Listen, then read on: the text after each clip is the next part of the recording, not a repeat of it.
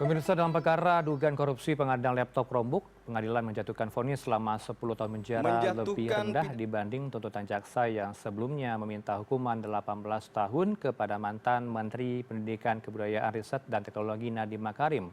Lantas, apa dasar pertimbangan hakim hingga menjatuhkan vonis tersebut? Apakah vonis itu telah mencerminkan rasa keadilan dan kepastian hukum? Untuk membahasnya bergabung dari luar studio dengan Pak Dodi Abdul Kadir, kuasa hukum Nadiem, dan Ibu Yenti Garnasih, pakar hukum pidana pencucian uang. Selamat sore Bapak Ibu, sehat selalu keduanya. Bu Yenti, Pak Dodi, Assalamualaikum. Waalaikumsalam. Assalamualaikum warahmatullahi wabarakatuh. Iya. Selamat sore, Rano. Selamat Baik. sore, Bu Yanti. Hati-hati di jalan Pak, sambil di perjalanan nampaknya disetirin gitu ya Pak Dodi. Pak Dodi, saya langsung ke Anda dulu. Tadi ada langkah berikutnya, langkah hukum akan banding tapi juga melaporkan hakim ke KAI. Apa pertimbangannya Pak?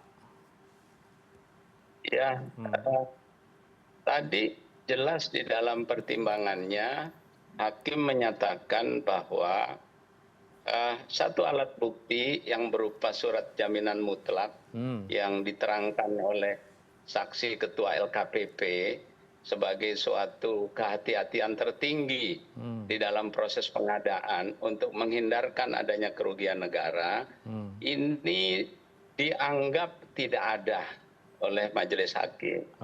Padahal alat bukti tersebut sudah dijelaskan oleh saksi di depan persidangan, diperlihatkan ke hakim, dan hakim memerintahkan ke jaksa untuk menyerahkan sebagai alat bukti.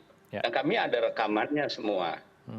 Nah, sebaliknya di dalam pertimbangannya hakim selalu menyatakan bahwa proses persidangan pidana ini mencari kebenaran material, bukan mencari kebenaran formil.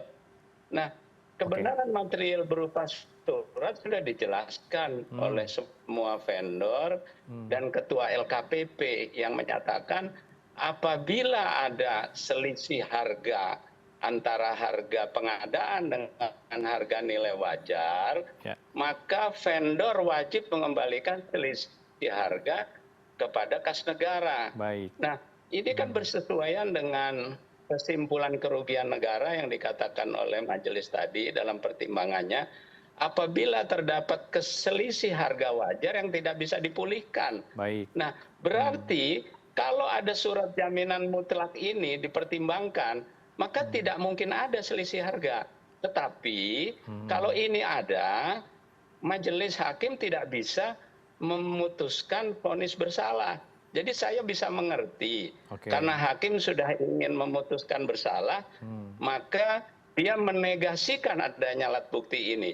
Nah, ini berdasarkan ketentuan yang baru pasal 248 sebagai obstruction of justice, menghalangi keadilan. Makanya di dalam pembelaan kami sengaja menyampaikan semua alat bukti melalui visualisasi. Jadi kita paparkan, kita perdengarkan, kita perlihatkan. Nah, tapi kan berkali-kali bisa dilihat tuh dalam rekaman. Hakim tidak mau, tidak memperhatikan proses persidangan. Banyak rekamannya. Sampai rekan kami saat itu menyatakan, tolong majelis hakim perhatikan alat bukti yang kita sampaikan. Nah, kalau pengadilan seperti ini terjadi, ini berbahaya. Jadi ini sebenarnya menurut saya tidak mencerminkan proses peradilan yang seharusnya, yang sebenarnya di Indonesia ini hanya oleh beberapa gelintir saja. Itu. Apakah narasi tersebut, saya potong, maaf, saya langsung ke Bu Yenti, nampaknya kepanjangan Pak statement Anda. Saya mau respon Ibu dengan adanya tadi statement Pak Dodi, apakah memang benar tidak mencerminkan proses peradilan di negeri ini, Bu Yenti?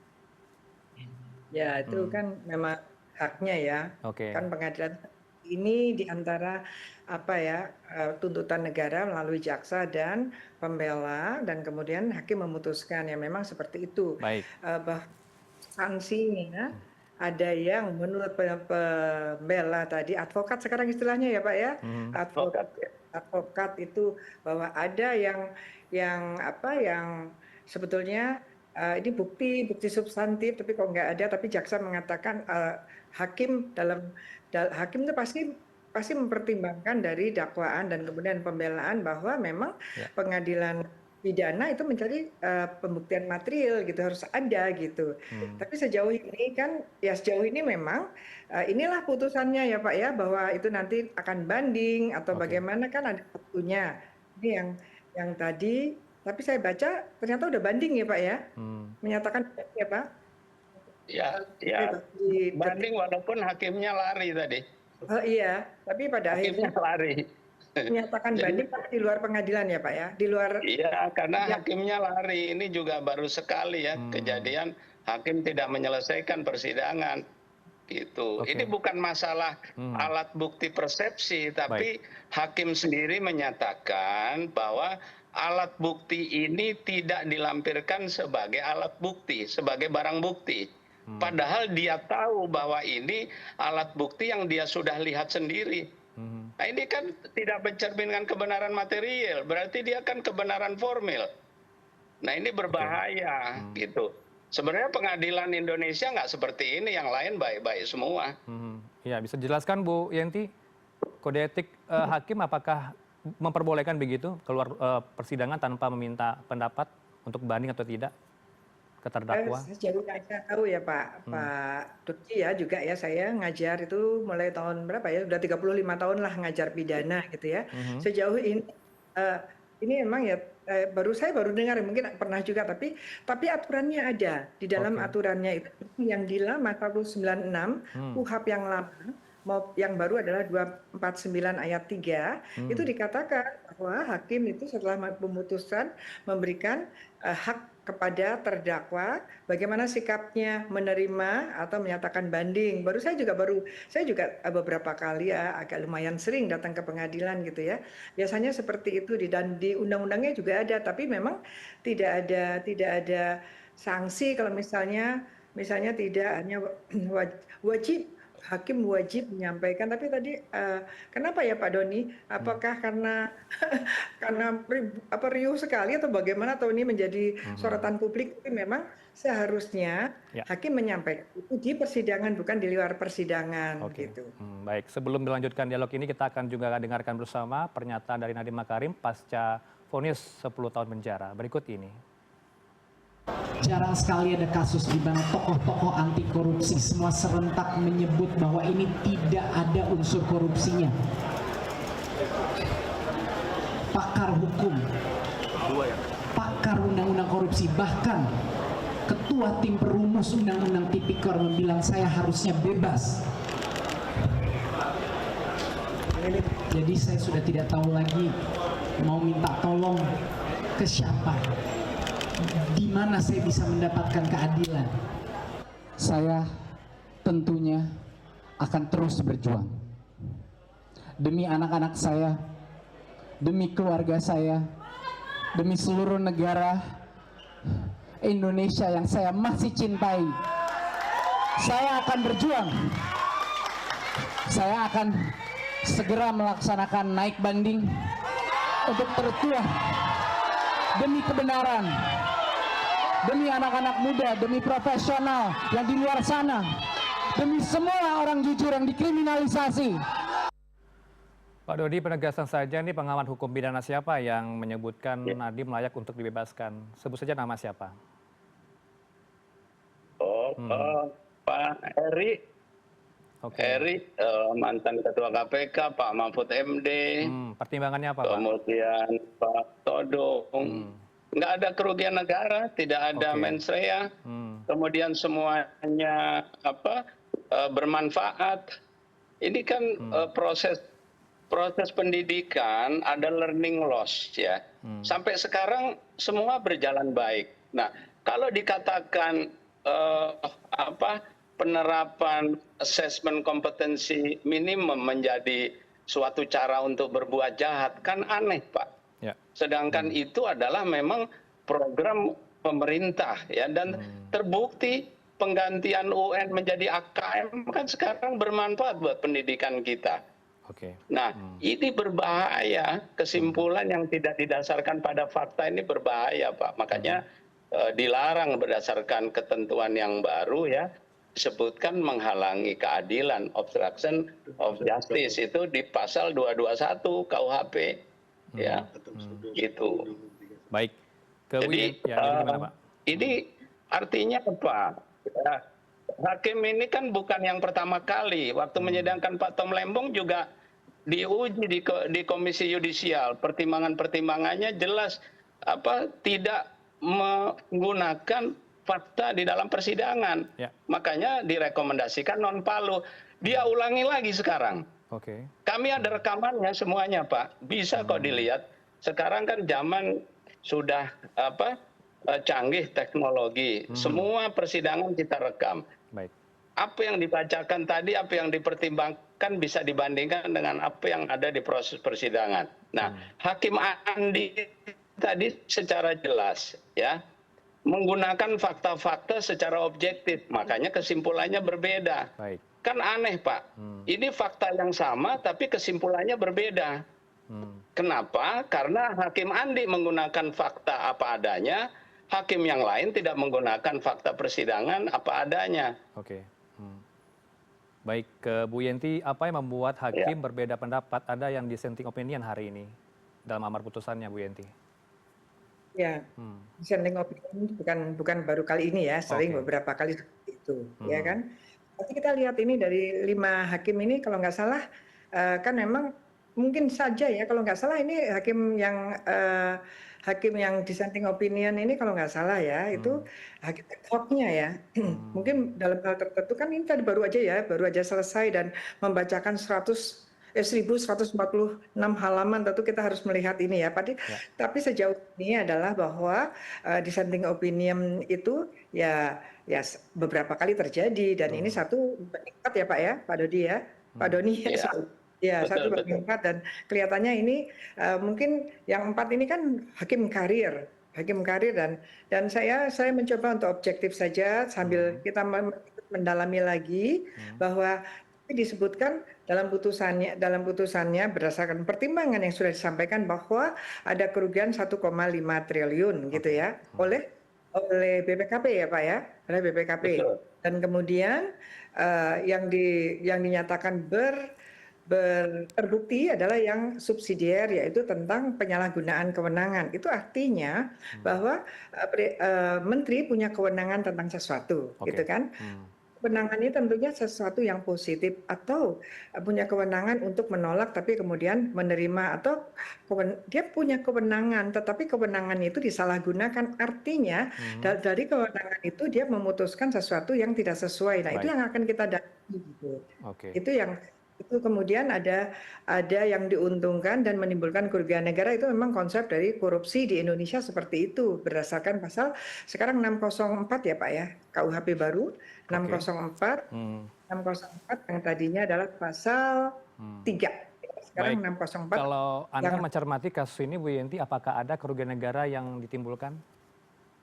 Kalau menurut yang disampaikan BPKP memang seperti itu 1,5, tapi bagaimana menghitungnya dan kemudian oleh hakim juga diamini gitu ya Pak Doni ya, bahwa ada 1,5 triliun gitulah. Kita kan melihat ya kita negara hukum lah. Kalau saya sih berharap nanti ini Pak, saya selalu berharap ikuti aja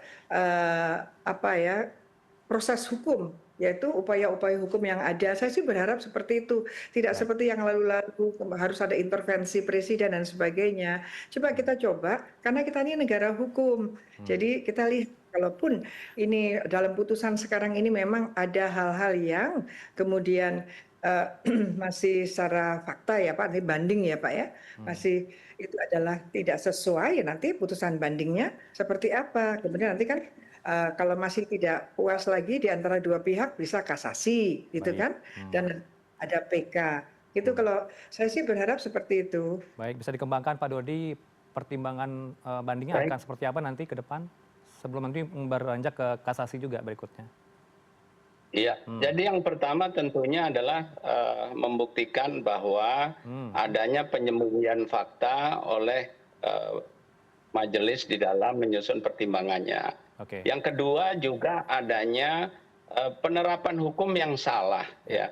Di dalam Undang-Undang 1 tahun 2026 di dalam pasal 13 ayat 3 itu sudah diatur bahwa terhadap pelaksanaan hal-hal yang berkaitan diatur di dalam undang-undang secara khusus ya. Tugas menteri ini kan diatur secara khusus di dalam Undang-Undang 30 2014. Nah, undang-undang sektoral harus dilaksanakan terlebih dahulu. Nah, ini dikuatkan juga dalam putusan Mahkamah Konstitusi nomor 28. Nah, kalau pengadilan sendiri tidak taat asas hukum, lalu kepada siapa orang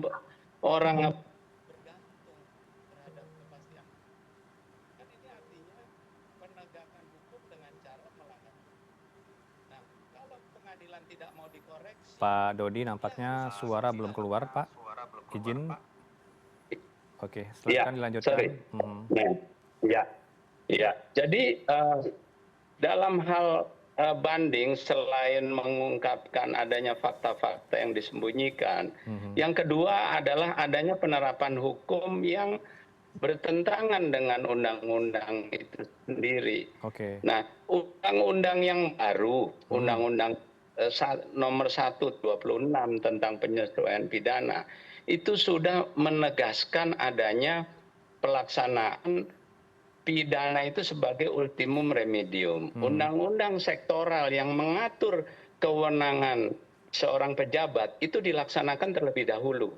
Nah, ini didukung juga oleh putusan Mahkamah Konstitusi nomor 28. Ya. Nah, artinya apa? Penerapan hukum pengadilan yang sengaja menabrak asas legalitas, kan ini mencerminkan ketidakdewasaannya dari suatu proses peradilan. Nah, kalau dia tidak mau diintervensi, dia harus menunjukkan kedewasaan. Nah, yang ketiga, Pak, adanya keraguan-raguan. Ya, hakim tidak melihat adanya 2 laporan audit.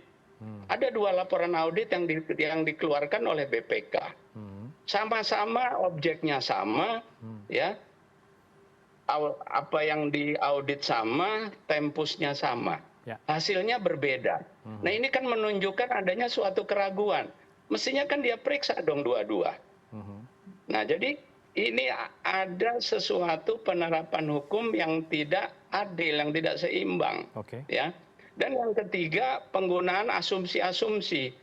Setiap tindakan yang baik dari Nadiem diartikan sebagai menyembunyikan permufakatan jahat, kan aneh.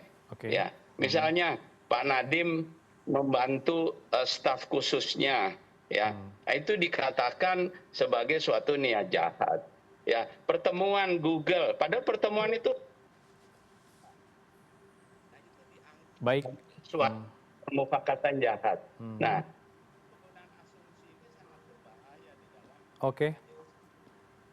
seperti bahan-bahan yang akan kita majukan dalam proses banding nanti. Ke Bu Yenti, apakah benar penerapan hukum kita tidak sesuai undang-undang? Apalagi tadi klaim Pak Dodi, nampaknya hakim tidak melihat ada 2 laporan audit BPK yang berbeda. Anda melihat hal yang sama?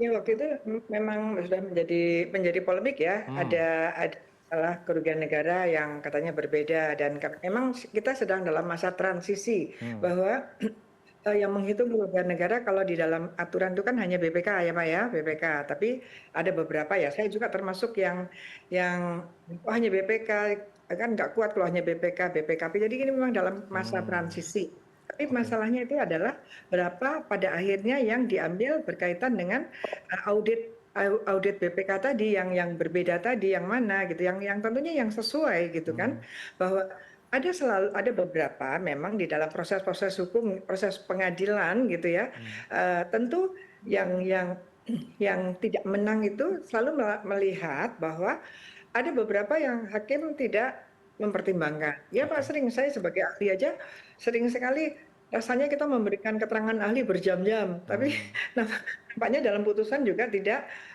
kelihatan apakah itu dipertimbangkan apa tidak gitu. Makanya nanti kita lihat putusannya. Saya ingin sekali mengingat pada tahun 80-an tuh pertimbangan hakim tuh bagus sekali ya. Jadi sangat rinci sehingga dari awal aja kita akan tahu bahwa ini putusannya nanti pasti akan bebas atau putusan ini akan pemidanaan. Dan jadi dalam putusan nanti kita lihat kekuatan dari putusan itu, narasi ilmiahnya dan objektivitasnya sesuai dengan due process of law-nya itu harus sesuai. Tapi bahwa ada penerapan, Kalau berkaitan dengan tadi Bapak menyampaikan bahwa ini harusnya ultimum remedium, bukan primum remedium, itu juga banyak pandangan. Jadi artinya apakah ini betul-betul memang sudah ini masalah hukum pidana yang memang harus dibawa dalam ranah hukum pidana yang antara lain harus memenuhi paling tidak ini ada keuangan negara, ada kerugian negara. Itu pertama, pasti itu dulu gitu. Baru kemudian sebelumnya kita lihat perbuatannya ini bagaimana gitu kan. Perbuatannya bagaimana untuk menentukan pasal mana yang diterapkan. Tetapi permasalahannya juga adalah sebetulnya permasalahannya kan bukan masalah ada yang di tempat tertentu tidak bagus penerimaan dan sebagainya, tapi sekarang sekarang bukan melawan hukum soalnya ini ya. Sekarang bukan melawan penyalahgunaan kewenangannya sehingga ada satu policy yang harusnya tidak dikeluarkan menjadi dikeluarkan atau yang harusnya tidak dikeluarkan menjadi dikeluarkan berkaitan dengan substansi yang ada sehingga menimbulkan kerugian negara yang menurut putusan hakim tadi ada 1,5 triliun gitu ya. Kemudian 809 miliar hasil kejahatannya ya Pak ya gitu ya. Yang harus digunakan pasal 18 dengan uang pengganti 809 miliar uang pengganti, dan kalau uang pengganti ini tidak dibayarkan maka akan diganti dengan pidana ya Pak. Tidak ada sebutan kurungan juga ya Pak, mohon maaf Pak. Sekarang di dalam hukum pidana Indonesia tidak ada lagi kita mengenal pidana kurungan. Semua pidana kita sekalian, kayak saya sebagai tim perumus ya di KUHP, kita sudah tidak mengenal lagi pidana kurungan, semua penjara gitu ya, penjara. Tadi kalau nggak salah ada kurungan 190 hari dan sebagainya. Nah kemudian kalau saya sih merasa uang pengganti itu yang harus dijelaskan. Kenapa tiba-tiba harus ada uang pengganti? Karena kalau nggak salah sebelumnya disampaikan bahwa Nadiem tidak bisa menjelaskan gitu kan dari mana asal usulnya. Nah itu kan nggak mestinya gitu. Tidak ada aliran dana. Silakan. Jadi hakim menyimpulkan tidak ada aliran dana. Ya jadi hakim menyimpulkan dari semua data yang ada tidak ada aliran dana kepada Nadiem. Tetapi tetap majelis menjatuhkan pidana uang pengganti. Nah ini juga sesuatu yang sangat bertentangan karena pasal 18 yang dijadikan dasar untuk menerapkan uang pengganti itu jelas pengaturannya adalah seseorang yang menerima hasil kejahatan. Nah di dalam alat bukti sampai dengan berakhirnya persidangan tadi juga disampaikan oleh Hakim Andi, tidak ada bukti aliran dana kepada Pak Nadiem. Dan memang nggak ada sama sekali. Semua uang itu kan dibelikan untuk pembelian Chromebook dan barangnya sudah ada. Ini juga sesuatu keanehan yang yang perlu menjadi perhatian. Kalau kita, ini bukan kata saya, ini kata undang-undang. Begitu juga pidana sektoral sebagai primum remedium. Dulu pendapat, tapi berdasarkan Undang-Undang 1 tahun 2026 tentang penyesuaian pidana, dia menjadi norma. Dia menjadi ketentuan normatif undang-undang yang menyatakan bahwa undang-undang sektoral menjadi primum remedium, pidana menjadi ultimum remedium. Apalagi tadi saya tegaskan bahwa kebijakan yang diterapkan oleh Pak Nadiem ini sudah diaudit oleh BPKP. Dengan audit tertentu, audit dengan tujuan tertentu yang hasilnya tidak ada kemahalan, tidak ada pelanggaran prosedur. Lah kemudian ada audit lagi kerugian negara yang hasilnya bertentangan dengan hasil audit sebelumnya. Nah hasil audit sebelumnya belum pernah dibatalkan. Artinya apa? Ada 2 produk yang dikeluarkan oleh BPKP sebagai pengawas intern yang melakukan audit pada objek yang sama, tapi hasilnya berbeda.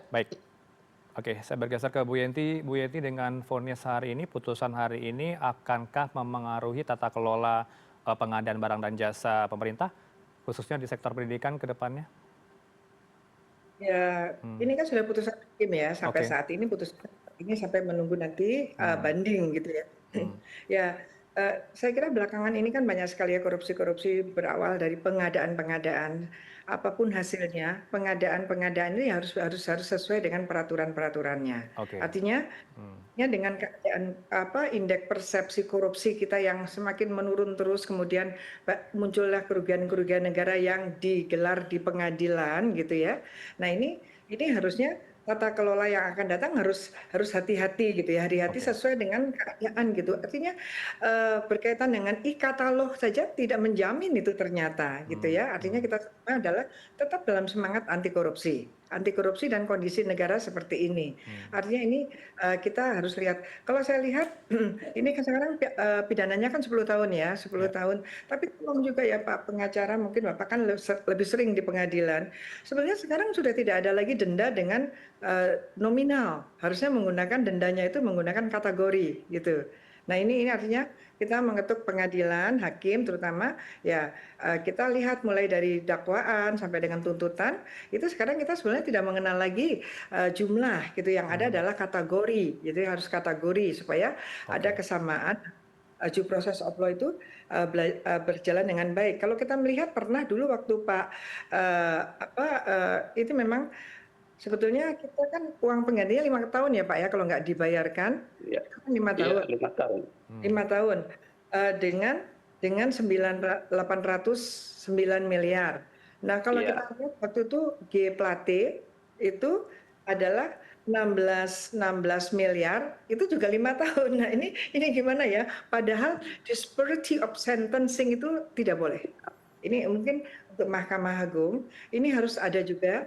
Jadi kita keadilan dan kepastian secara gunanya itu kan tetap ya, esensi dari hukum kan tujuannya itu. Jadi disparity of sentencing itu ini kan jomplang sekali. Yang satunya 800 miliar 5 tahun, yang satunya 16 miliar 5 tahun. Ini pertimbangan apa? Bukan dalam rangka saya membela Pak G Plate atau tidak membela, ini bukan Pak ya. Tapi ini adalah cerminan dari pengadilan sekarang ini. Artinya di antara mereka Bapak Ketua Mahkamah Agung harus punya semacam kita punya rambu-rambu kok Pak untuk perkara-perkara yang sama atau hampir sama dalam suatu negara tidak diperbolehkan ada pidananya yang terlalu jomplang di antara mereka. Itu namanya teori disparity of sentencing yang tidak diperbolehkan. Terakhir Pak Dodi tadi pas. Sekarang kalau sekarang Pak Nadiem sendiri ya, pengadilan tidak ada bukti bahwa Pak Nadiem menerima aliran dana dari anggaran, apakah kemudian adil Pak Nadiem disuruh mengembalikan uang? Nah, jadi artinya keadilan itu kan apakah kalau kita berada pada posisi Pak Nadiem diberikan vonis seperti itu, kita apakah bisa menerima? Jadi seseorang tidak menerima hasil apapun tetapi disuruh mengembalikan kerugian negara. Padahal terhadap pengadaan sudah ada jaminan. Sudah ada jaminan kalau ada kemahalan vendor akan mengembalikan ke kas negara. Kenapa itu tidak mau digunakan? Kenapa hakim menutup mata? Ini kan menjadi pertanyaan. Ini soal fakta, bukan soal persepsi. Ya, kalau soal persepsi saya setuju sama Ibu Yenti. Tapi kalau ada fakta satu fakta yang tidak digunakan, ya, apa motivasi daripada majelis? Apakah memang majelis sudah punya agenda mau menghukum? Ini menjadi pertanyaan. Kenapa? Tidak pernah ada seseorang tidak menerima aliran dana diterapkan uang pengganti. Ya, seperti Plate kan kalau kita mesti lihat apakah Pak Plate menerima aliran dana. Nggak ada, pasal 18 jelas bunyinya. Seseorang ya yang menerima hasil dana kejahatan ya diterapkan pidana uang pengganti. Nah, kalau orang nggak menerima hasil kejahatan diminta kembalikan, dari mana uangnya? Ya, clean and clear begitu Pak, tidak akan membayar uang pengganti ya, 809,5 miliar rupiah. Tadi teman kami di lapangan juga menyebutkan tidak akan membayar itu, Pak Dodi. Terhadap yang tidak diterima. Terhadap yang tidak diterima. Nah, coba Ketua Mahkamah tidak diterima itu. Kalau dia berada dalam posisi Nadiem, mau nggak dia diterapkan? Nah, ini juga berbahaya. Ya. Masalah-masalah yang ada di Mahkamah Agung, ini juga jangan sampai menyandera hakim. Masalah Zahrul Fikar tidak diselesaikan secara tuntas. Oke. Nah, ini menjadi pertanyaan. Baik. Gitu. Ya, singkat saja, ya. Bu Yenti tadi ada yang ingin disampaikan, singkat saja sebelum closing. Ya, memang ya tidak menerima gitu kan, tidak menerima. Tapi kita semua adalah sebelum putusan ini kan some of innocence ya, sebelum putusan. Sekarang sudah kan. Nah, itu kan kata tidak menerima itu apa tidak menerima langsung, bisa jadi dikatakan menerima mungkin ini kan ada apa ya? Langsung tidak langsung. Hakim sudah menyatakan tidak menerima baik langsung maupun tidak langsung. Gitu ya, iya Pak ya.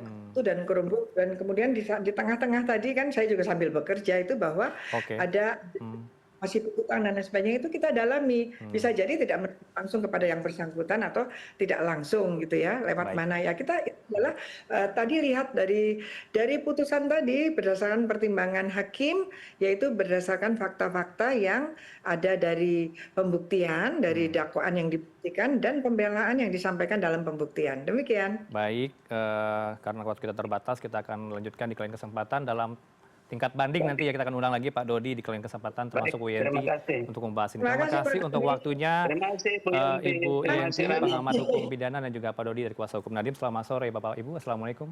Selamat sore.